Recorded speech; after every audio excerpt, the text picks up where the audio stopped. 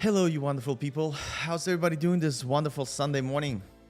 I'm just gonna come hang out. If you're joined, stop on by. Hey Noah, what's up? Good to see you. How you doing today? I saw your message on creating the dynamic pages with Next.js and Strappy. I'm gonna work on that. I think not this week, but the following week. I just have a lot of stuff on my mind, but I hope you're doing and having a wonderful day.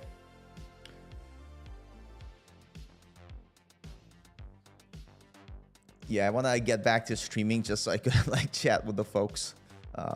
You know, Logic Indies here. What's up? Good to see you. I'm doing good. How are you? And again, welcome to Noah. Yeah, I don't have any like real topics planned. I just wanted to like get into a habit of streaming on Sundays again. And I think Sunday is like a good time because we have some folks that also like on the European time zone. So it makes it a little bit easier. Jump in. What's up, Alex? How you doing? It's Alex Jonestown Massacre. That's a interesting name. But hope everybody's doing amazing. Yeah, I'm just gonna hang out, answer questions. If anybody has any questions, maybe like give my 2 cents about just random stuff I think about.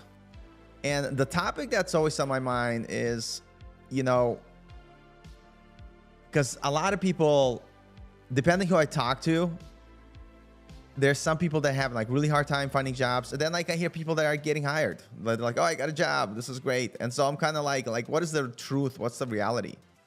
And then how would I think about, you know, positioning yourself and getting hired? But this whole argument with like AI taking all the jobs, I'll be curious to hear your thoughts if you have any about it. Because I feel like no industry is going to be immune to that if that's the case, if the way the hype cycle is describing. So like what I've been lately trying to do is to follow a lot of like YouTube, not YouTube like YouTubers, but like watching lectures on AI on YouTube from like folks that actually work in the AI industry, who are not YouTubers, like computer science, not computer data scientists, you know, LLM scientists, people who are like doing that research and kind of try to learn the limitations. But yeah, I mean, I'm kind of curious to hear like what your thoughts are. But you know, as always, the world's hype is strong. But I think we'll be okay. I think we'll be okay. And so I was gonna like, while you know you think of questions if you have any or not. When it comes to like building things, like if you are a new developer, I was kind of trying to figure out like what type of portfolio projects you should build. And so I can't tell you like what to build. You got to think about it yourself. But what I'm realizing, being in the industry for like 4 years, is that I don't think you could get a job if you just know HTML, CSS, and JavaScript and build like a basic website. I don't think basic websites are enough because like where we are today, you know, you learn a little bit Next.js, you learn a little bit like whatever Remix, a framework, you know, you could build a landing page that doesn't have like too much dynamic functionality. And another thing is that there's so many services that folks use that it makes it like easy to implement things. So you just implement a bunch of stuff. And so like you could, like I watched the clip from Primogen. He said, hey, like anybody could create a Next.js app and use Clerk for authentication. And so what he was like alluding to is this idea is like, you need to try to solve interesting problems. You know what I mean? Like you need to figure out what are you trying to solve outside of creating like a basic portfolio site or a basic page. And I'm gonna agree with that. And let me just say hello to Anton. What's up? Good to see you. Jose, what's up? And so I think building things that resemble products is like a pretty cool idea. And so like one of the people that I love following, and I'm sure everybody follows him, WebDev Cody. And here's the interesting about WebDev Cody. I mean, he's a full-time developer. I don't know how he's able to put out all this amazing stuff on his YouTube channel. But if I go to any one of his videos and open up the more, he has like a couple of projects that he built himself. Like for instance, he built Starter Kit, I think, is using Next.js tag. Project Planner AI, huge project that he's building. icon generator AI, thumbnail critique. So the interesting thing about any of these things, they're not like simple websites, but they're almost like products that he's building that solve like a specific use case. And you know, we could take a look, for instance, and he does have like, he built a landing page, and here he's working on a perfect SaaS starter kit. So I think as the developer, when you're looking to create things for your portfolio, you should think about either interesting use cases or think of like products that you're building where you kind of showcase your full understanding.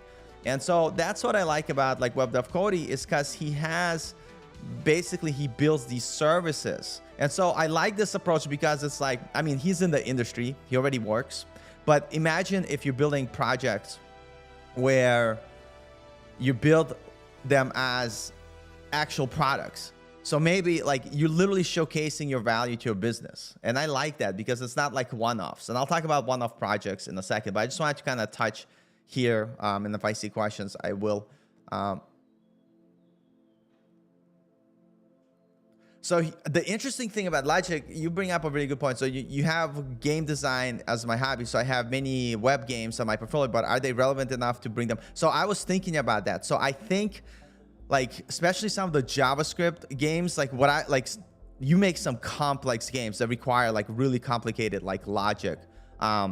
So they're actually very hard to make, because I saw like you came on stream when you tried to teach me how to make a game. It's like very complex. So what I would do, I would take one or two of your more complex games and then think of them like, what challenges did you have to solve, and use that as talking points. Like, I mean, like I had to do this. This is the algorithm I use. This is why I use this algorithm. So I think actually the examples that you use, like the games that you have in the proper context, talking about the challenges you faced and how you solved it through implementing your own algorithms, that is insane, because like game development is hard, and especially logic games. It's pretty cool. So for instance, like one thing that I'm building as a fun thing for myself, I want to build a Atari game, which you use, God damn it, assembly language. And the reason why I want to do that is because I want to have experience building something in a lower level language. And so some people say, oh, Atari game, that's dumb. Why would you do that and have it on your portfolio? I'm not going to say like, look, I built an Atari game. I'm going to be like, here's a project I built with assembly language because I wanted to learn how, you know, the low language integrates and talks to the system directly. This is what I learned. This is the challenges I had. This is how I overcame them. So I think the idea is to build things which are challenging to you and have the ability to talk to about them in a way that showcase that you applied your, you know, ability to think about problems. And by the way, I don't know assembly language. I'm just telling you right now. It's just something that I'm going to use as a learning opportunity. And again, like I think I'm never like, here's the thing. I'm not going to become an assembly language developer and that's going to be my thing. I think it's an interesting thing. Why? Because assembly language is, you know, one step above, I guess, ones and zeros, like machine code. And so I want to kind of experience what it's like to build something at that low level, because I know it's going to bring up a lot of questions, a lot of things that I don't know, a lot of issues. And so as a developer, what I'm doing is not so much like, oh, I'm going to learn assembly language. It's more of like, I'm going to try something that's a little bit more complex out of my comfort level. And I'm going to learn some of the key aspects of development, because like, unlike, you know, level language where things are so like, you know, hidden from you, you're going to have to think about memory managing and all this other stuff. And I think it's going to be cool. And so the idea is to create projects that showcase your ability to think through a thing that you want to build and going through the steps of figuring out how to do it. So when it comes to portfolios, I'll just finish up my little rant, not rant, but my little chat about like what Web Dev Cody doing. So he had like his project manager planner with AI, insane. This is like a huge project to build. Like, I mean, look at the complexity of this. And maybe as a new developer, like he has an amazing dashboard.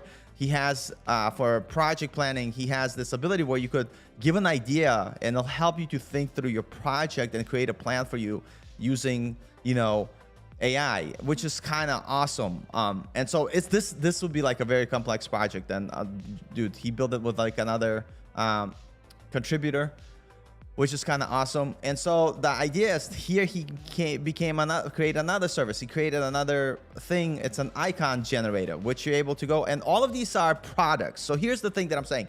One way I started to think about it is that if you're building projects, build them as products. And so the idea is you show not only your development skill, but you show this concept that I could bring something of value to the market. And that's what a lot of people are, I think, going to be more excited than here's my portfolio side with a couple of my portfolio projects. So I think covering this aspect of going from idea to a release project, I think this is really cool. And so thinking of, he also built another app called like thumbnail critique, which allows you to analyze your thumbnails. And so I like the idea of like building projects, and he using Clerk here. I'm going to try to just try one out.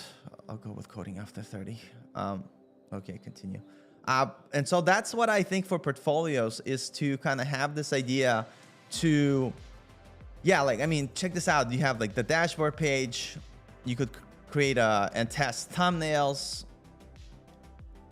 Yeah, so the point that I'm getting at is create products and services rather than standalone things like, oh, I created a portfolio site, because this shows your skill, but it also shows your marketability. And I'll come back and talk a little bit more about it. So I think that's like what I'm starting to do. And let me just say hello in the chat. And by the way, anybody has questions, go ahead and ask. What's up, man? Special Ed. Hello. I sorry, my mind is out of control today. And so the idea is trying to build useful things. So for me, what I started to think is what is an issue that I'm having and how to solve this problem, and try to build solutions for yourself that have a real use case in the real world. And I think that's a good litmus test to decide if your project is good. And you have to go beyond like a simple landing page or a simple website. Now, when you're building one-off projects, this is another thing I'm thinking about. So here's the thing that I kind of like as a developer. I'm a JavaScript, I'm a front-end developer. This is like my world: React, Next.js, Remix, JavaScript. That's what I love. Like, I don't, go outside of that. But outside of looking at like when you go to interviews and people ask you to, answer lead code, like what are they really, or like whiteboarding questions of like what are like, which I'm really bad at, by the way, but what are they really asking you? They basically want to see your thought process and your reasoning and how you think about things. So if you build a project where you're able to showcase that you had to go through that process, where you had to be like, hey, I wanted to try, this is the project that I built, and then you say, this is why I built it, because I wanted to learn, this is the problem. And you should start by, I think you should start by every project you build, you should start by, this was the problem I was having, and this is what I did to solve it. So problem, solution. And I think that's what people want to see. They don't want to see like a fancy, portfolio that anybody who did, one Next.js tutorial can do. I think it's like identify a problem, present that problem, and solve it. And I think that's the thinking behind it. Yeah, you could build a marketplace with an open source. And I think the cool thing, like, there's many ideas, but I think like what I'm gonna strive to do is whatever you build, it has to be an answer to a problem someone was experiencing. And you have to showcase your thought process of how you went through solving it. I think that's the key. And let me know in the comments your thoughts. And Jose, that's a great question. If you're building a product, are you using data to verify? So I'm personally, the way I do this, because that would be like the very smart way to do it. I'm not that smart. So for me, I'm like, hey, I have a problem. And so I'm going to build a service to solve my problem. If somebody else wants to use it, fine, great. So let me show you actually like the problem that I'm having. So I work for this company called Strappy. They have a headless CMS. And so one of the things that I'm trying to do is I want to try to encourage more YouTubers that create Strappy content to share their content on our website. But I don't want to like write the blog post, right? I don't want to write the blog post, and I have this app on my other computer, so I'm going to just show you a quick video. So like, I don't want to write the blog post or the summary. I want it to be able to done automatically. But in order for me to do that, I have to be able to take their video. Okay, I'm kind of like talking about two different things. Let me back up.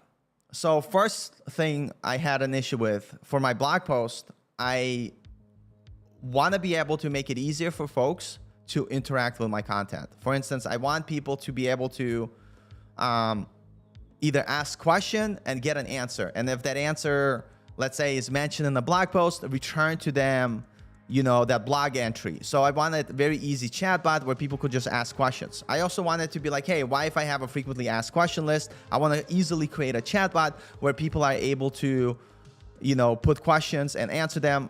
I also use Strappy. And so Strappy has a lot of content types. So you have blog posts, you can have products, whatever it is. So the problem I wanted is like, I want to be able to create a chatbot that uses my own data. So how can you accomplish this? So I've done this from scratch, which was very hard using LangChain, like OpenAI. You could use whatever model you want. A slightly easier solution I took in this one, I found an AI service company called AirOps. They make it very easy to create embeddings. So I basically created this app where you could create any content in your Strappy endpoint. So for instance, right now I'm creating like a frequently asked question thing. Once you add your data to your headless CMS, cool, that's great. But I created this ability to create a new embeddings. And what this will do, this will take this content and it's going to create an embedding, which is a representation of the content in matrices, I guess. I don't know. I'm not that smart. So basically, I'm using a service, AirOps, but you could implement this yourself. There's other like vector databases. Like if you want to go like a free option, you could use LangChain and Superbase and set up Superbase to be your vector database. But basically, you would have an entry which will have embeddings of like the content that of your own data. And what you're able to do then, you're able to implement it. So here's a simple chatbot, and I'm just kind of going really quickly through this. There's a chatbot, and so I'm asking, who is Victor? And because my backend Strappy application has this knowledge, and because I created an embedding, my chatbot kind of has an idea what the hell is going on. So here it says Victor is a VP of marketing at Strappy, blah, blah, blah, blah, blah. And so now my application has my own knowledge base. And so I had an issue where I wanted to simplify the process of being able to have a chatbot that talks on and has like context of my data. So that's the problem I solved for myself. So the next step here is for me now to use what I learned from creating that chatbot and those embeddings is to create another solution. And I'm building it as a Strappy plugin because that's where I want to integrate it. But I want to create a button where you click on it.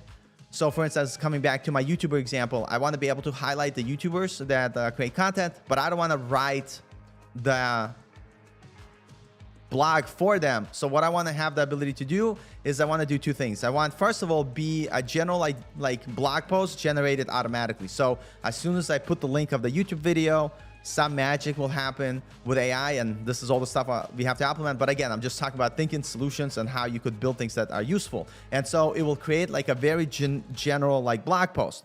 The second part of that is I want to have a chat bot that I kind of showed you based on what I learned in my previous project, which will have context of that video. So regardless how long the video is, I could go to the chat bot and be like, hey, can you write an introduction based on this video?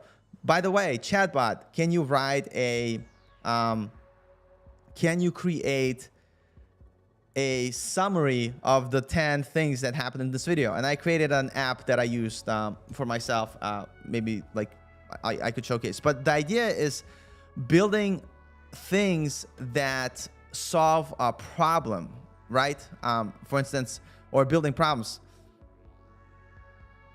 Oh, that would be sick, Anton. I need to implement your solution as a Telegram for Strappy community. Dude, like that would be so cool. And yeah, and so here's the thing, like, so Anton brings like a really cool thing. So those of you who don't know Anton, he's just a cool dude who's also hangs out at Strappy community. That's where I met him. We actually did like a project together. I think it's still up. We kind of took some time. I mean, we both, like, he has a full-time job. I have a full-time job, but we worked together on a project.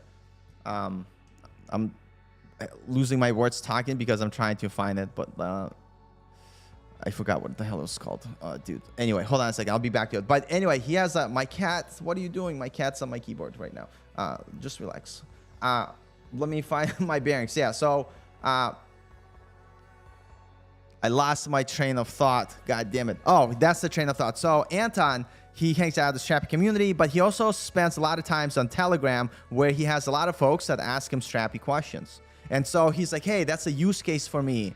Wouldn't it be cool if I could create frequently asked question thing and implement it with Telegram where folks could use it to answer questions? And see, this is what that's like a really good idea. That's a really good use case, because here he had a problem and now he's thinking of a solution, and it's going to be useful beyond him, right? Because that's something other people on Telegram are going to be able to use. And so I think this is like the one thing that you have to start thinking about when building portfolios, because it's, you either solve a use case that will help others and you go from beginning to deployment. I think that's very important. And if you are building one-off projects, I'm going to talk about that a little bit, and the things that I'm going to do myself. And you don't have to do the things I do. I'm just kind of telling you like what I'm doing. And then we could also talk about AI taking jobs. Actually, all of you in the chat, like, let me know your thoughts on AI taking jobs. I'd love to hear other people's opinion, and it's always a good topic. Yeah, so it's useful experience. Actually, I'm using it as reference for helping answer Strappy questions. Nice, awesome. By the way, when I finish, so I have the version that I implemented here. The version that I implemented here, I'm using AirOps, but God, I wanted to type GitHub, but I created a very similar chatbot. Oh no, I don't want to log out. Oh God, do you hate when you're like in GitHub and you have multiple accounts and it's like pain in the butt to switch accounts? And I always forget. Oh God, don't tell me you're gonna ask me for my password. Oh God, I don't know my password. Jesus Christ. But I'll find the repo. I'll put it in the link in a second. Let me just try to log in here. But I built a similar like chatbot that you could use as an example. It's using yeah, multi-access on GitHub sucks. It's using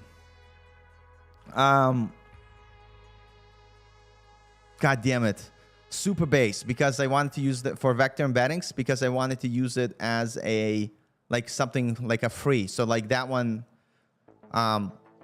you're not using like a third-party service out like I used in the previous example, AirOps.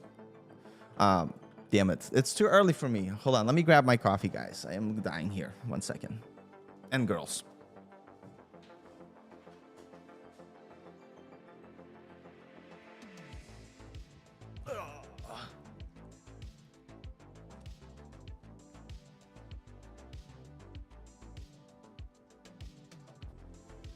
Dude, these headphones I have, I don't even know how they fit. People are like, why you have headphones? You don't talk to anybody. I'm listening to my music that you're listening to, because I love music. Where we at? So let me just, yeah, like my ADHD brain is getting broken right now. But I do want to share the GitHub repo for anybody interested for the, and I'm gonna not lie to you. Oh God, auth. I have to use an auth app. Dude, I had to, first of all, here's the thing. I had to find my password. Then after I find my password, I have two-factor authentication. And then I have to find my phone, and I have to use this app. Superbase. Yeah, so yeah, so I'll share this repo here for anyone interested. This is like a different app. This README is pointless. I have to rewrite it. Sorry about it. You might have to look at the code. But here, basically, I created that same example that I showed you here to create like a chatbot. I mean, to be able to embed your Strappy data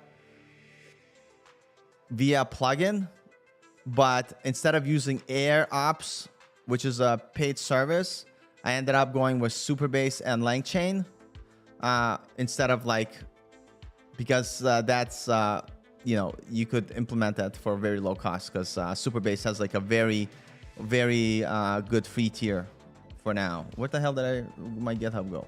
So I'll share this for anyone interested. You don't have to look at it or do anything with it. I just wanted to.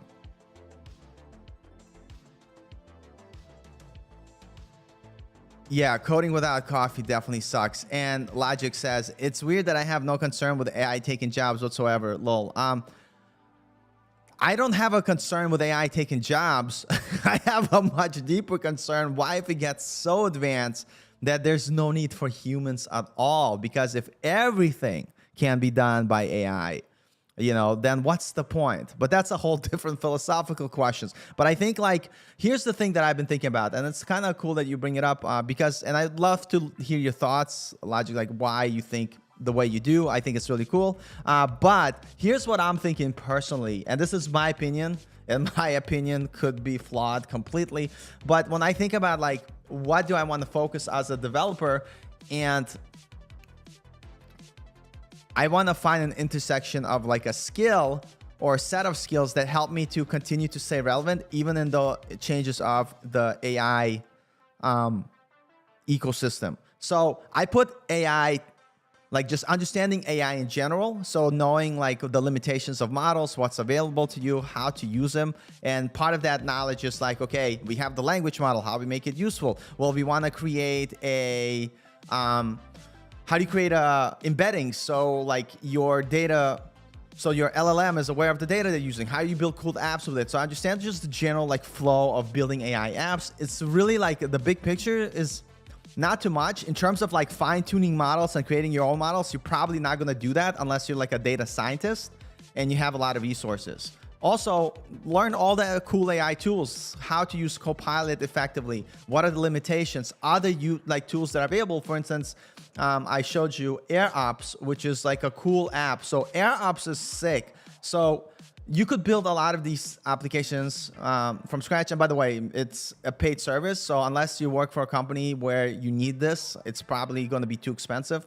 But the point here is like, you could create like agents, you could create workflows. And what's awesome, like you're able to visually build these workflows. You could add logic through code. You could add memory. Like if you want to have vector database and storage, you could add utilities, all this other great stuff. So you could build these complex AI workflows that your front-end application could implement. And so the reason why I would say don't look past some of these tools, even though you might not be coding, and part of the like thing you're doing is by using tools like this, which are low code. It's not no code. This one's more like medium code, which allows you to build cool, complex AI workflows, and then you could integrate those workflows into solutions and applications. And so the idea that I'm kind of getting at is know who are you competing with as a developer, and know your place and know what you have to do. So for me, like what I want to do is I don't want to compete with AI. I want to understand AI to a point where I'm able to build solutions for businesses and also allow myself to be able to do it. So I put low code as like some developers were like, oh, low code, this guy was like, dude, you're competing with low code if you're a developer. Because if there's a thing that you could build and then somebody already built that low code solution for customers, your product, like whatever, like you're in trouble. And so the way I say this is, hey, if you understand AI, all the tooling exists. If you have an idea of a thing that's going to be useful for folks, you could build your own like suite of AI tooling where someone who doesn't know how to code could implement. So you could design the tools for others to use. Another thing, obviously, like you need to have like your programming ability. Moving now, like I always used to recommend for folks start with front end, and I still think you should. I'm gonna say this with a caveat. I still believe like you should learn like HTML, CSS, JavaScript if you go into web. Learn like one framework like Next. And then start to focus on more complex things like backend development, stuff like that. And you don't have to learn everything at once, but the goal for you as a developer is start to dive into topics that are a little bit like 5 to 10% beyond your understanding. So what I find, this is the mistake I made. I fell into a place after I became a developer where I just worked on web apps, like because that was my job, but I kept working on similar type of projects. So every project I worked on, I was implementing skills that I already had. So I wasn't like really like wrestling with hard issues, and that makes you like stagnant. And so what I decided for me is start to go out of your comfort zone and try to do things that are hard and that also force you to think about programming on a harder level. And like the example I used before, for instance, I want to understand how lower level systems work.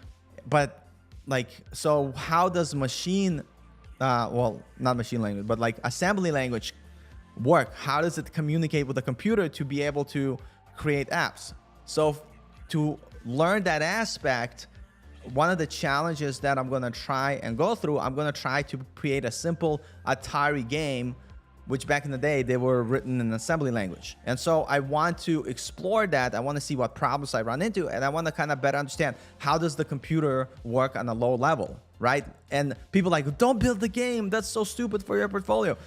Look, there's nothing stupid about trying to understand a harder thing about development and programming that you typically don't do on your day-to-day, job, especially as a web developer. You don't think about memory like management. You don't think about like, well, how is this thing stored in memory? How do I point to the thing that I want to do? And so to me, like that's a skill that's going to help me to improve my ability to think about coding and programming. So the idea, what I would say is, as a programmer, you should always challenge yourself and always try to go to a deeper level. You don't want to be like one trick pony. You always want to do things that force you to think about a problem and try to figure out how to solve it. Because as developers, problem solving is like the most like important thing. And then having domain knowledge. And like what I mean with that, it's like there's so many different industries, and don't try to be everywhere with everything. So the idea here, if you are doing something, like for instance, I work with headless CMSs. I love like LLMs, not LLMs, like oh god damn it, learning management system. Like think of Udemy, think of whatever. Like how do you build one from scratch? Like how do I, like that's like the space I'm in. So those are the things that I want to, that's my domain knowledge: content management and education LLMs management. So one of the idea I had, I didn't build it yet because I don't have time, because right now I'm working. But one of the things I wanted to do, and I'll give you another example. So I used to have a martial arts school. I used to run a martial art business. I know the teaching aspect, the running business aspect really, really well. So I know as a martial art or yoga studio or like any dance studio, anything that offers a service from yoga to mixed like jujitsu to like whatever, I know that business model.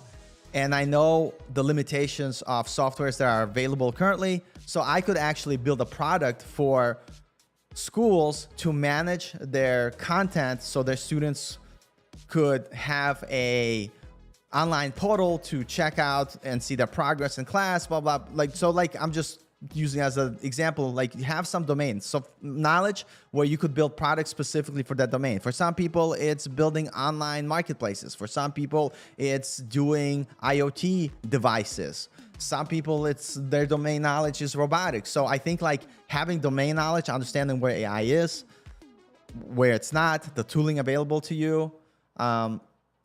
If there's a low-code solution in your space, understanding how it works. Why? Because if someone has an option, do I hire a developer or do you use a low-code tool, which basically does the same thing? Some people will go with low-code tool. Some people, by the way, here's one thing is, some people will know low-code tools exist, but they won't want to implement it. So you could help them implement it. Basically what I'm getting at is that you want to be in a place where you're constantly striving to be a better developer that you are always, and trying to push yourself to go 5 to 10% beyond your knowledge. Like if you if you can't explain, let's say like how does computer manage memory, let me look into that. Let me have an answer for that. Like, or for instance, like how the hell HTML and JavaScript work?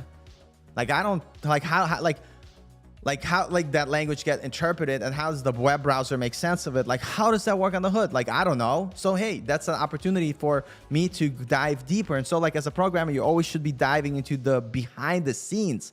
It's not how to build things, but how does it work, right? And then I mentioned this already. I'm going to stop in a second with this, beating this diagram, but understand AI, where it's at, all the tooling, so you know what realistically could be done by a developer or AI. And AI, by the way, sucks. Like if you play with it, like in my opinion, it's not taking our jobs yet. And then have a specific domain knowledge. So let me jump in the chat here to see the comments. You all wonderful people. So we have a question from Victor. Hey, Paul, do you think it's better to have multiple Get projects, or would it be better to have one big project with front end, back end, Docker, Redis? So that is a really good question. And yeah, artificial part. Yeah, so I personally have all my trash and non-trash projects on one repo, and I think like I'm like, just because I want to see the green things. I think you should always build stuff. I think for portfolio, I think you should have 1 to 2 like complex projects. Like if you're like, I think you need to have a cornerstone project that kind of showcases like a gamut, like it shows that it was hard. Like you should have a project in your tutorial, like in your portfolio, that took you two weeks to build, 3 weeks to build, not like a website with next. Like right now, I could create like a portfolio website with Next.js in a day. You know what I mean? Like it's super easy. And like for instance, like I don't know Astro, right? But I was like, can I create a simple website with Astro? Like how do you like? So I went to the Astro docs, and I created my cmscorner.com website. It's not done yet, but like something like this, like you could do in 30 minutes. You know, I don't have any blog posts, but I implemented the blog section like that has a back end of, obviously it's Strappy, where I could put and add blogs. But something like this, like no one's going to give you a job for this. Like it's great. Like, but this is too simple. This is something you could build in like 30 minutes. And so that's what I'm trying to kind of shift my mindset, is that the harder the problem you solve, the better like you'll be able to kind of, the more like quality, the more, Jesus, my brain can't even speak. Like the more value you're going to be bringing to someone. So if it's something that is easy and could be easily either done by like a beginner, like junior developer. And by the way, when we start, this is hard. Like if you've never done coding, this is going to be hard. I'm not trying to say this. I'm just saying as the bar for what a developer is, something that takes you 20 minutes to build like this, or 30 minutes, or 2 hours, took me 2 hours to build, whatever it is, this is not going to be good enough to get hired. You need to think about these complex projects that are going to take, 2 weeks, 3 weeks to build. And so to Victor's point, yeah, like you should have one cornerstone project that kind of showcases the complexity. And let me I'll go to the question in a second. Here's one thing that I wanted to share. Why am I building? This is not a real business. This is not a real company. But the reason why I built this website is I was like, how as a developer who is starting out, who doesn't have a job, how could I build social proof and showcase people what I know? And I'm not saying you should use this. I just use this as an example. Create a fake website that's kind of like a business, and have like some services that you offer. Like I do low code solutions. Like I could help you set up your website with Squarespace, WordPress. Oh, if you want a custom solution, I could set one up with headless CMS and a front-end framework like Next. Or I do consultation. Like basically I'll give your team like whatever consultation you need to help you architect your thing. And I don't have a button here to buy because it's not a real website. I just wanted to build it as an example, coming soon. And what you do as you continue your learning journey, when you find hard things to solve in a particular thing, like it could be like, in my case, like a headless CMS space, you write a blog post about it. Like, right, you kind of showcase like, hey, this is how you do it, blah, blah, blah, blah, blah. And you make a little YouTube video to kind of walking people through what it is. So the idea is like you're building social proof. A lot of people are like, Paul, why do you have a YouTuber? You're a YouTuber. You're like, I don't make any money on YouTube. I want to show you something really quickly though. So, and you could use this for Next.js, any service that you want. Like for instance, like you have a company you want to get hired, make a bunch of content for that company, like for free. So one thing that I want to show you here, I do work for Strappy, but on my personal channel, I created a Strappy crash course. Like here, boom. And it got 37,000 views. right? 37,000 views for this course. And some people like, oh, you're a YouTuber now, great, you make a, here's what I'm gonna tell you. Out of these 37,000 views, some people are learning to code. They wanna try an easy tutorial. Some people are looking at this video who want to test out Strappy because they wanna see if it fits into their project. Some people who are watching this video are people who are able to make the hiring decision. So what they're saying is like, hey, this dude who kind of looks presentable is making a lot of sense talking about Strappy. I'm showcasing my expertise in a thing, and I wouldn't pass it behind someone reaching out to me and being like, Paul, because I'm not like, I love Strappy, I'm going to continue working with Strappy. In my LinkedIn, I have DMs, people being like, hey, I watched your video on Strappy. My company is working on a project with Strappy. Can you come in as a consultant? Can you do this? So you're building social proof to help others find you. And so I don't do YouTube for the sake of YouTube. I do YouTube as the way to market myself and try to create relationships and opportunities to get jobs and offerings. And by the way I got hired at Strappy is through a connection I made on YouTube, which is like insane. And so completely digress here. Let me go back to answering questions. I have one more question. Do you think it's better to dive into concepts, algorithms, and principles here, or would it be better to make framework and focus on business instead of... So that is another great question. So I suck at algorithms, and this is something that I'm diving deeper into. So I'll tell you my process is. First step, if you're starting out, you should be able to build a useful app or product that someone will use. So my first thing is learn how to build something from start to finish and have other people use it, right? Here's like a cool implementation, like so, and this has an issue too, like which, so I'll give you like a cool thing. So like you could build like a little SaaS product. Hold on, I thought I had it open. So here's like a cool thing. Like you could build an app that summarizes YouTube videos. So I'll give you a transcript. I didn't build this, but the reason why I'm gonna show you this app is almost great, because they're like, oh, we could get a transcript, easy. Okay, we could use ChatGPT to give key insights, easy. We could use ChatGPT to create summary. What's not easy, and this app doesn't do a great job, is based on summaries from ChatGPT, how do you show accurate time codes? I'm not gonna click this now, but for instance here, this says JavaScript frameworks like next allow for integration for front-end and back-end code. Click this, it's going to take you to that video. It takes you to that video. The issue is what this description is not what he talks in this video. So apparently their time codes are not accurate. So that'll be like a cool thing. Build an app which solves like a more complex like problem, like which actually gives you accurate time codes from your summaries.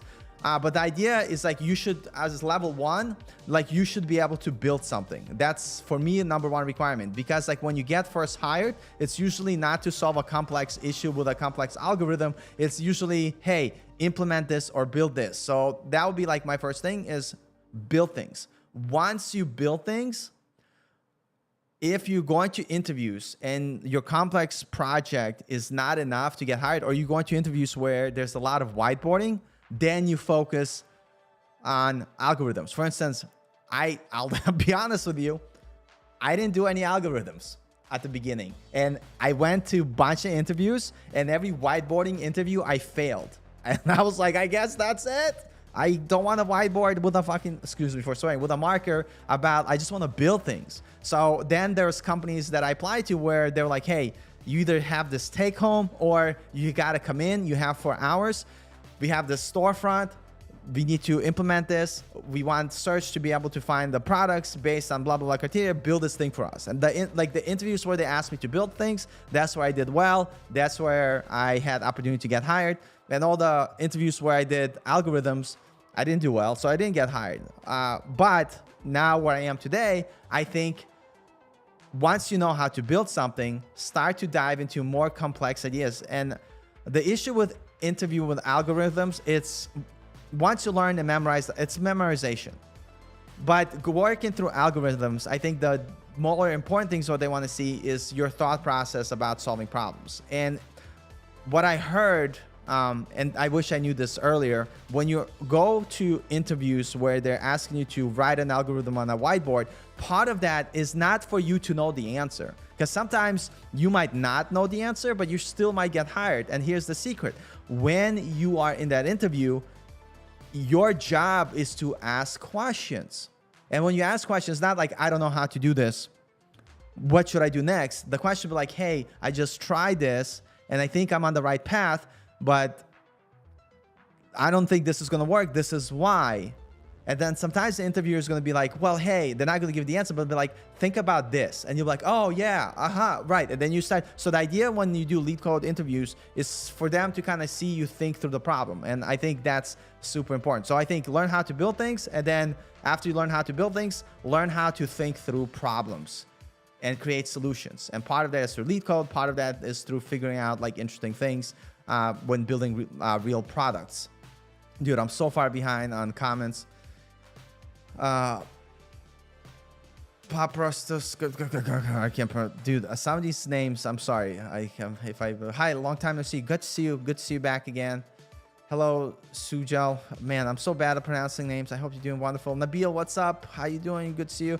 Northern Chip, what's up? Yes, in fact, HTML is high-level programming. Yes, just in case. Okay, yep. Hello. Thank you. No, you're welcome. I think it's good to provide some value in the world for free. I think it's good for networking.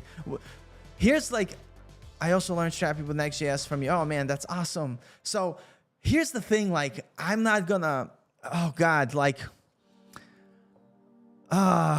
getting a job is hard, but not for the reason why people think. Or maybe it is the reason why people think. Getting a job, it's not one thing. Like so this is sometimes what happens. Some people like graduate from school or self-taught or bootcamp, wherever it is. They have a project with a bunch of portfolio projects, maybe 2 or 3. Maybe they don't even have a portfolio. They create a resume, which might not be good.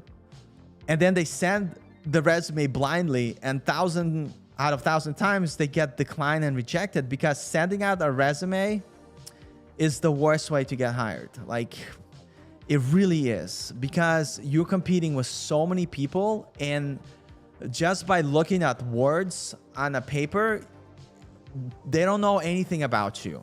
And so sometimes they will use like arbitrary ways, like, oh, it's got to have a 4-year degree, or it's got to have this, and then like they automatically decline your application. So I personally, and some people are gonna be like, that's bullshit, like blah blah blah, Paul, like you should be able to get a job, but just send a resume. So I've never sent out resumes. I've never done that. Because like I know that I'm disadvantaged if I just send out my resume. So what I've done is I started go to meetups. I started participating in and networking with people, the people I met online. I build a relationship with them. I don't like ask them for a job right away. Like I become genuine friends with them, and then genuine friends are like more likely to recommend you. So all the jobs I had, and for those of you who just joining in, like here, I'll do like a quick walk during memory lane, because I want to kind of, my kitty cat, sorry kitty cat, no, I'm so sorry. Oh God, you're gonna eat the wires on the camera. Yeah, my kitty cat. No, you don't have anything to say about resumes. But one thing that I'm gonna say here about like getting jobs and why like universities are good, or there's so many terrible boot camps. There's so if you're young enough, getting a computer science degree, like 100%. What's up, Derek? Good to see you. Yeah, no. If I show my cat, this whole stream is going to be not about coding. It's going to be about cats. I also have to figure out how to implement my second camera easily in this app. But the one thing that I want to say here, like,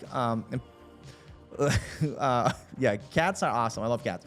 So, yeah, I'm not verified. I ain't giving you my ID LinkedIn, because I'm sure that's what they're going to ask stuff. So here's the thing.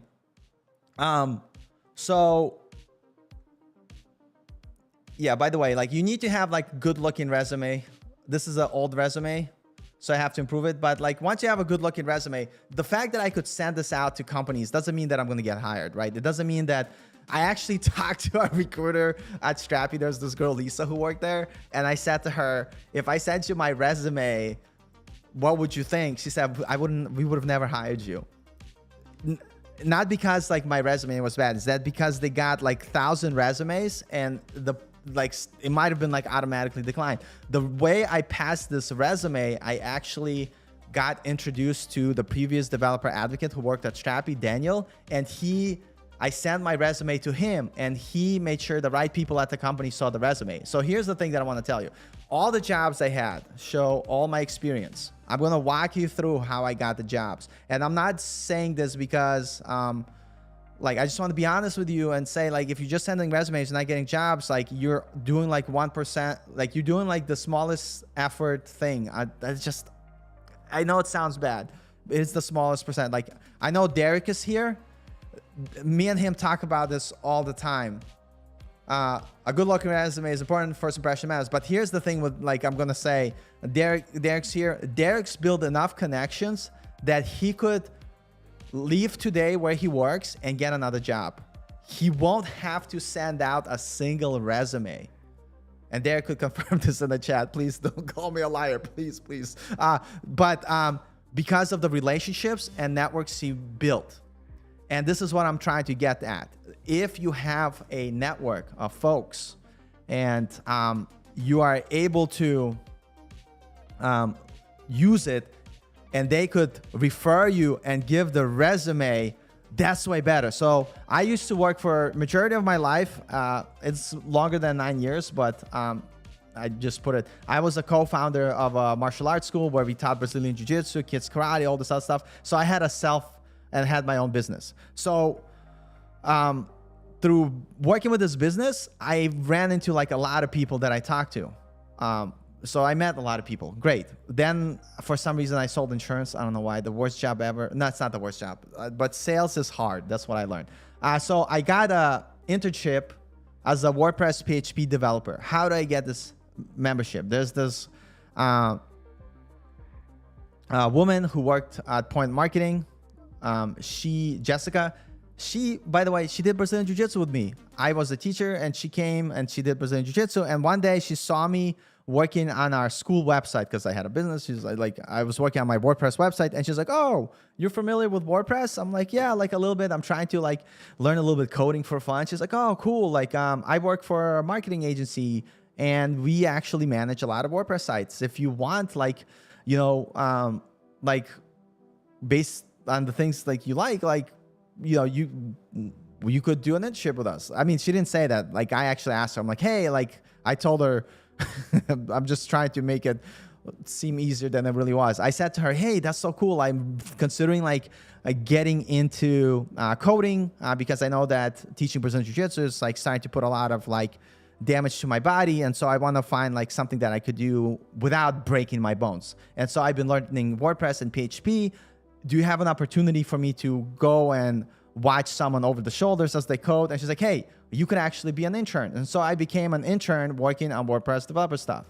Then while doing this, I had a friend, Jeff, and Jeff had his own company called Fluid Logic. And I said, "Hey, Jeff, can I intern at your company as a front-end React developer?" And so I did. I didn't make any money, but I was able to put out my resume. And so my resume has, "Hey, I worked on designing and creating React, blah, blah, blah, blah, blah." So this was unpaid.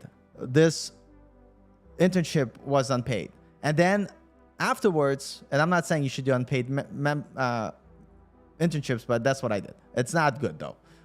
But I did it because I knew the person. She's very good. Jess was really awesome. And so after doing that, she said, "Hey, we have a contract position. We want to bring you on full time to work as a contractor." So I got my start doing PHP, WordPress development, very minimal stuff.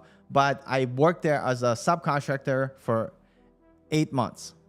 Now, this job here at VersaSuite, I got a job working as a React developer. Here's a funny story. My friend Jeff, he is a React developer. He worked there for a while. His wife worked at this company. And when I was talking to Jeff, his wife overheard me and she's like, "Hey, we might have a position for Paul available at my company. Paul, can you give me a resume?" So I gave my resume to Steph, his wife, and she gave it to, you know, the boss. And he gave me an interview. Like, obviously you have to pass the interview and do all this other stuff, but that's how I got into this job. So all these jobs that I had was talking to real people, not sending a resume. That's the point I'm making. Let's see, software engineering, Red Hat Research. How did I get this job as a React developer? So interesting story. My friend Jeff, with whom I was friends for a while, before I even did this internship with him, my friend David, who I met through my jiu-jitsu school, David, he's like, Paul, I know you've been playing with web design, learning PHP, but like, I don't care for PHP. And you're not like, you can't help me, but because you have a lot of friends who might be developers, can you hook me up with a developer? And I was like, hey, I know this guy, Jeff. Jeff is an amazing developer. So I hooked up David and Jeff together. So Jeff started working for Red Hat Research like 4 years prior. So like 2018. And he kept working there. They're building this good project. And 4 years later, David is like, hey, we need another developer to help us. And Jeff's like, hey, Paul's been really coming along as a developer. He now has the experience. And so David reached out to me. He's like, hey, I talked to Jeff, your friend that you recommended to me. And he says that you've been working with React for a while now. And Jeff, says that you're actually like the perfect fit. So why don't you come on board? And so that's how I got my job, through referrals. And then finally, I work as a developer advocate at Strappy. So slight departure from my software engineering days. But this is my dream company to work for. That's why I'm like, any position they give me, I'll take. And so I work here. But how do I get hired here? So I was doing Udemy course with this instructor coding addict, and then John Smilga. And then I asked him a question, and then I started doing back and forth with emails. And then at the time I was doing my YouTube, and then I told him, hey, like, John, I would love to interview you. I think a lot of people would love to like hear like what you have to say about blah, blah, blah. So John, he's like, oh, I actually seen your YouTube videos. I like how genuine you are, blah, blah, blah, blah, blah. And so I made this connection with John. He came and done like one little video on my channel, and then we kept our friendship going. And then we started, we just kind of clicked, became really good friends. And so me and him started to do Web Dev Power Hour podcast. So if you go on YouTube and you search Web Dev Power Hour, and we started doing this live stream, this podcast. And one of the live streams, because John knew how much I love Strappy, he invited, and I'm not sure if I could find, like if you Google, there's got to be somewhere, I should be more specific, Web Dev Power Hour, Strappy, coding, addict. So to a surprise to me, he invited Daniel, one of the developer advocates. It's one of these streams. I created too much content that now I can't find the stuff that I need. But one of these episodes is me, John, and Daniel from Strappy. And through the conversation, I made a joke. I said, hey, listen, Daniel, since I got you here and I love Strappy, I'm going to give you my resume and I'm going to say you referred me. And I said that as a joke. And Daniel's like, yeah, go ahead and do it. And so Daniel was my in into Strappy that led me to getting interviews. Dude, that was a lot, like 6, 7 interviews. It was crazy. But anyway, I'm here now. And so the point is, I didn't get here by just sending out my resume and applying. I got here because of referrals. And believe it or not, internally working for Strappy, we do have people from the team referring people they know, and sometimes they take precedence first. Sometimes we refer people from the community, sometimes we refer people from... And so the idea that I wanted to make here and say is that building connections is hard, but it's what will give you the best bang for your buck. And this is why colleges are important. It's not so much like I dropped out of school, so I didn't get to benefit from this, but all my friends that went to college, here's what they told me. And I know like a lot of people that want CS degrees, this is what they said. During your like freshman, junior, sophomore, junior, sophomore, not your senior. What's the year before senior? I don't know. But like basically you start looking, like in universities, you have companies come to you and they do fairs. And you're actually able to go to a fair, talk to companies directly, talk about what you're learning, and you're literally able to start finding your internship or your job before graduating. And so once people graduate, a lot of times, most of the folks already have or spoke to someone where they know they're going to apply. So it's not so much like the degree. The degree obviously matters. Like somebody says college degree doesn't matter. They do matter. I'm sorry to tell you that I don't have one, but they do help. Like, I'm not going to lie to you. But the point that I'm making is like, it's not just a degree. It's the fact that they had a school fair, they made connections, and they already talked to someone, and they went and created that opportunity for them, and or their friend got hired at a company, and then they befriend. It's basically the social thing. YouTube got dumber with the layoffs.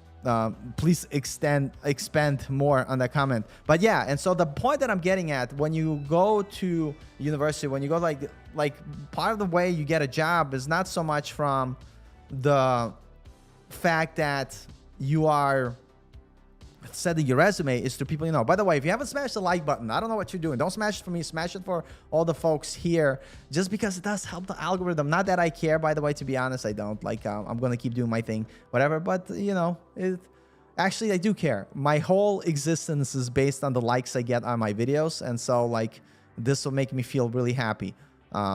Perfect. I am already feeling so much more better about myself knowing that people smashing the like button.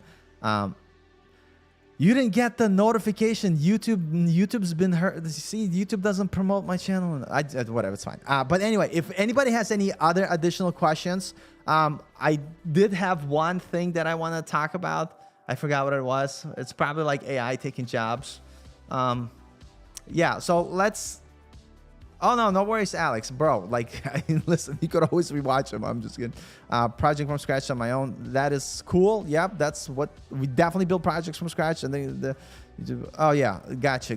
No, don't worry about it. It's It's Eastern Easter. I'm like, is it Easter? Wait, what's going on? I have no idea. I have no idea with holidays, whatever. So I did have one other topic I wanted to bring up. I don't know what it is. So let's do like some QAs, and when the topics comes back to me, I will say, I'm sure it's something around like AI taking jobs, and all of us are going... Here's the funny thing is, let me ask you a question, chat. Let me just say, if AI takes all the jobs, who the hell is going to pay taxes to support the government? If I don't have a job to pay my taxes... Oh, yeah, I should have known that, by the way, Jose, because I'm Russian Orthodox. But I mean, I lived in US for like such a long time. I was 10 years old when I came to the United States from Russia. But yeah, I was Russian Orthodox.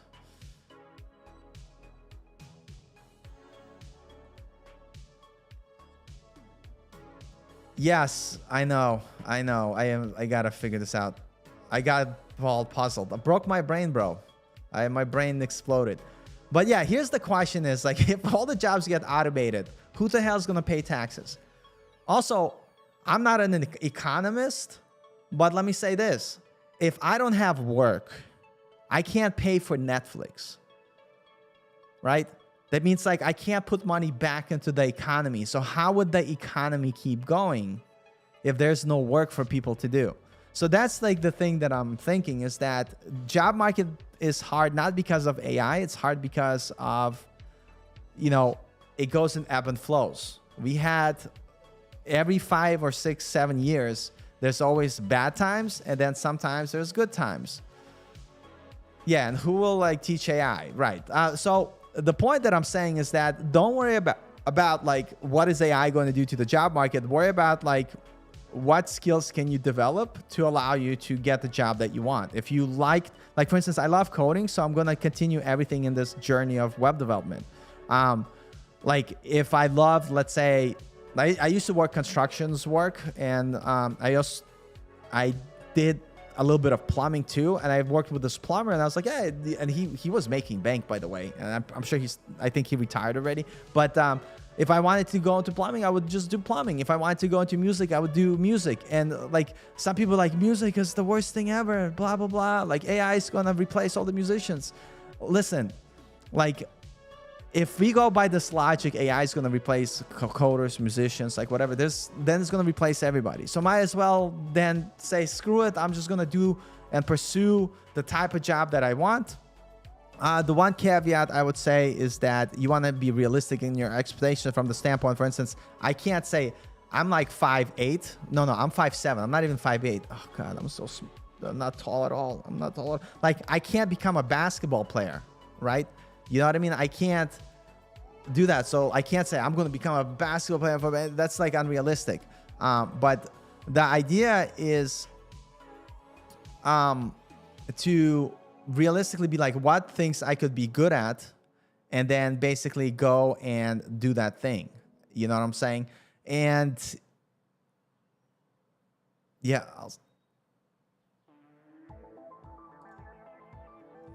dude, YouTube always be having problems.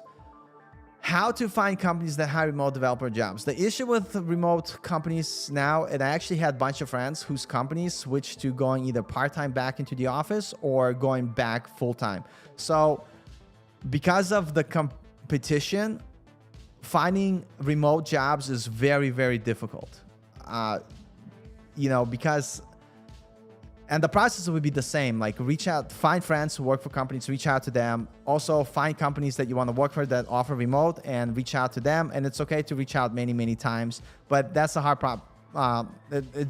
It's hard. But the thing I would say is getting hired as a remote developer is very difficult. But one tip somebody gave me, and this is how they used to get their jobs. Oh my God, my brain is, I'm trying to remember. Oh God, his name. Oh no, I've been punched in the head too many times from my boxing class. What the name comes in, but basically what he did, he reached out to contractor agencies. So there's big contract agencies that like work with Microsoft or work with like big companies, and so you could reach out to them, and they could have you work as part of their contract, and you could actually get a job via contracting agencies that might be remote. But getting a remote job right now is hard. And if you're new to the industry, I would say try to get a job which is in person. I know some people say it's not popular anymore, it's not cool. The benefit of in-person job is that you're gonna get a lot better on-the-job training because you're gonna be in the vicinity of other developers. I don't. That's not a good answer for the question, but I think like it's just hard to get remote jobs. But the process is the same. Network, find people that you know that have similar role that you want, and then build relationship and ask for referrals.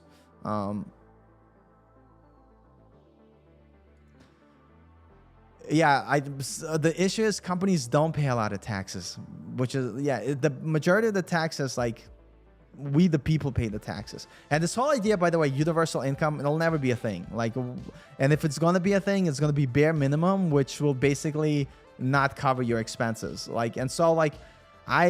I think like this idea of people, like if you're learning to get into development, don't worry about AI taking jobs. Worry about like developing your skill, because this whole idea about AI and work, there's a lot of hype and conversation around it. By the way, there's a lot of like AI is nowhere near at a place where it could replace jobs like in a way people are describing. So just focus on developing the skills and you'll get a job, you'll get hired.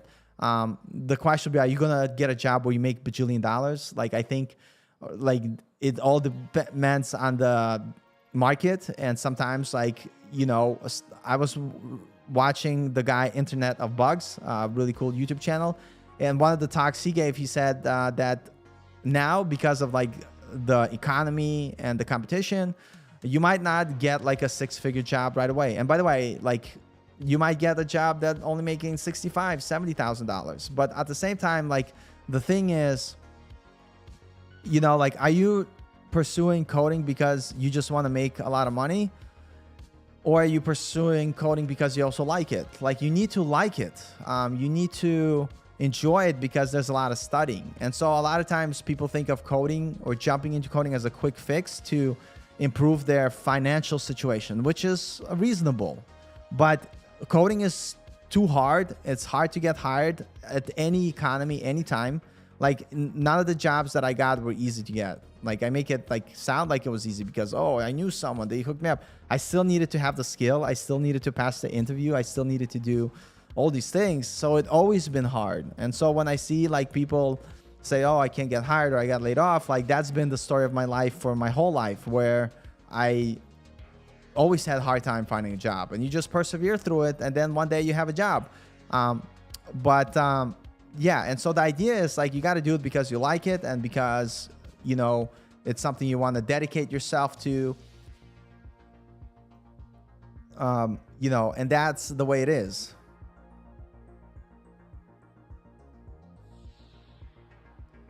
Yeah, that's true too. You can't stop AI any longer. Yep, if you're remote and starting new, senior devs will sometimes straight up ignore you and watch you fail. I know that's so messed up, but yeah, it does happen.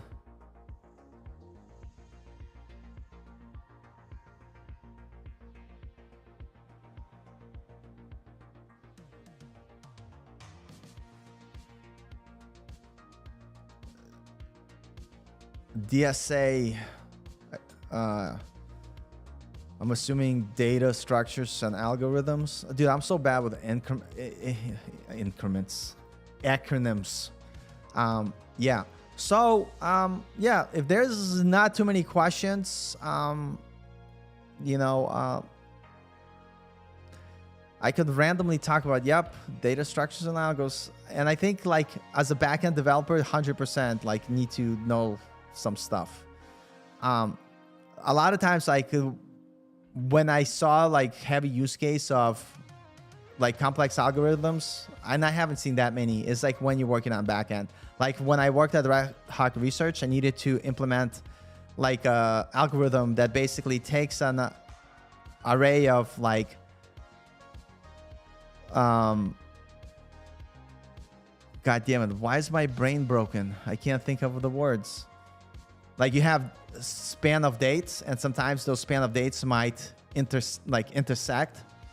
And so I had to come up with an algorithm where take the dates, if they intersect, combine them into one thing, right? So that way you're not extra counting the intersection date, whatever. And that was something that was like kind of like I had to think about it, like how do I handle that? So I had to write like a recursive function,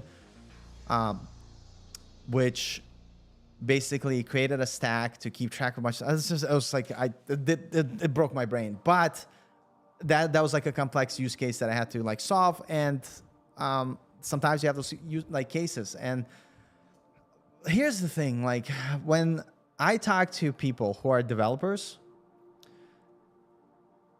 they never like, when they talk about like get a job, they're not like, I don't know like how to say it. So like beginner developers, when they look about development, they think about what is the least path of resistance, what's the least amount of work I have to do to get hired. And developers that work in the industry, they don't think about what is the least amount of work I need to get hired. They think about like what hard problems can I solve, and if I can't solve any hard problems, is how do I continue learning and develop that skill that allows me to solve those hard problems. So if you're in the mindset of what is the fastest and the quickest way to get into web development or the industry as a software engineer, you already failed. Instead, you need to understand like what are the requirements and what skills that I have to become proficient at that allow me to solve complex problems that I will bring value to your company. And that takes time. And if you're not like at that level yet, just keep going and keep learning. That's basically the thing like that I would say. But yeah, so do you all have any questions about anything before we go and end the stream? Possibly, unless you have like a burning questions. You could always just become a musician. Like, you know, I think that's the safest industry to go into. I think just become a musician. I'm just teasing. I'm just kidding. Hey, Bogey. How you been? How you doing? We're like at the tail end of the stream, but hello and hope you're having a good weekend. yeah, so if anybody doesn't have any burning questions, we could, I'm waiting for a burning question. I love burning questions.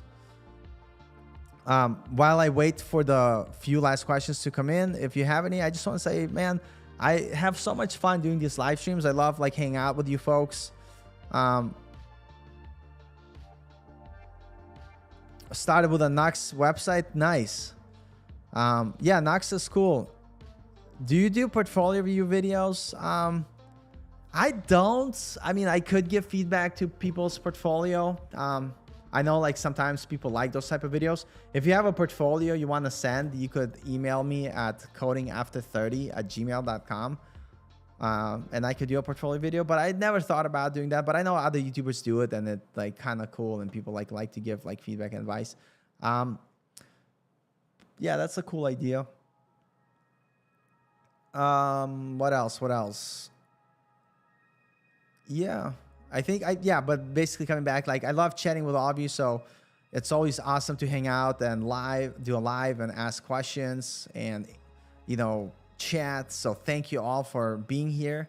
And I think I'm going to keep this time streaming on Sundays, because what's cool on Sunday is that it works on multiple time zones. So a lot of folks, could jump in from different time zones. Like if you're in Europe or Asia, like I think like 11 a.m. CST time makes sense. And yeah.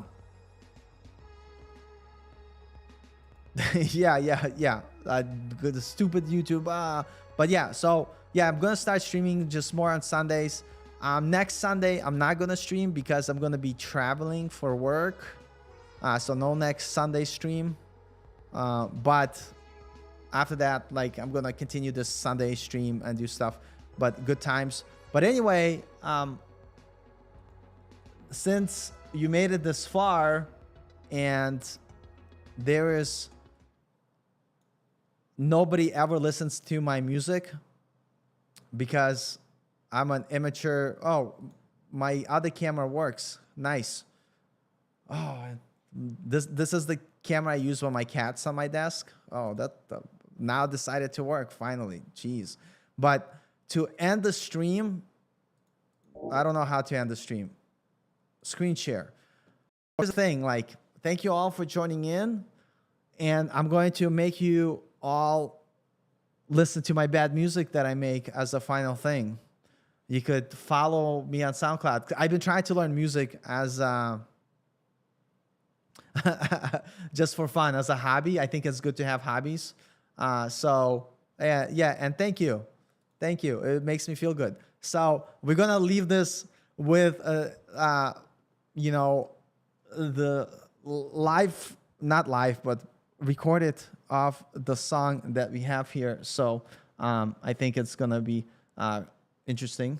The last, it's probably super loud. It's okay, dude.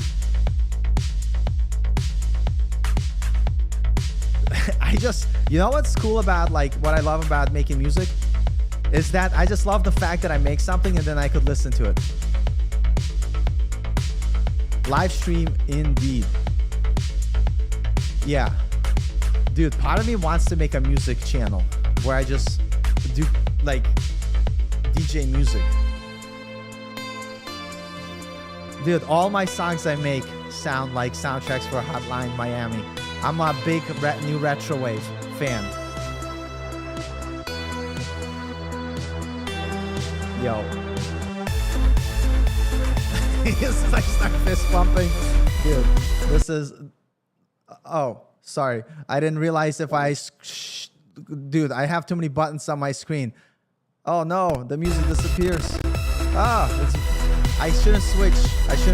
Anyway, but here, I'll throw a link to my SoundCloud if you ever want to listen to my music and make me feel good about my the effort for continue to make some music. I love Alex. This actually sounds good. No, I'm kidding. Yeah, that's like, yeah, I mean, like, I'm not gonna give up making music. I think it's kind of cool to have like some different hobby. I think I just like anything that's creative. Like coding is creative, music is creating. And what's interesting, people tell me like AI is gonna replace all the musicians. Here's the thing: AI doesn't create new music. It just rearranges music that it was trained on. So there, you know. And for me, what I like is I try to make music that I like. And for some people, it'll be like not my cup of tea. But yeah, there's something cool about being creative. But yeah. A DJ in your past life, probably. I should make a coding playlist of like music I created.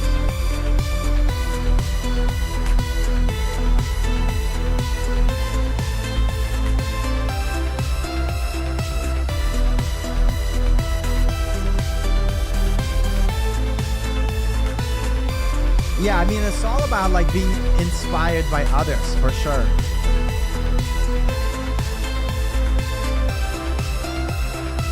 But anyway,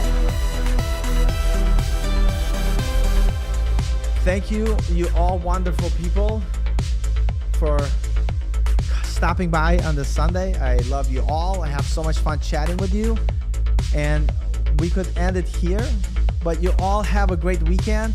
And if you have any burning questions, we could chat about them in the next stream. Me trying to make a rap beat. That's so funny. Yeah, I make so many weird music. My music style, it's always random. Like, I made this song, I have no idea what I was thinking. This one right here.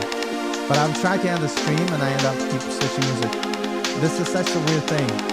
Like, but it's a song I made.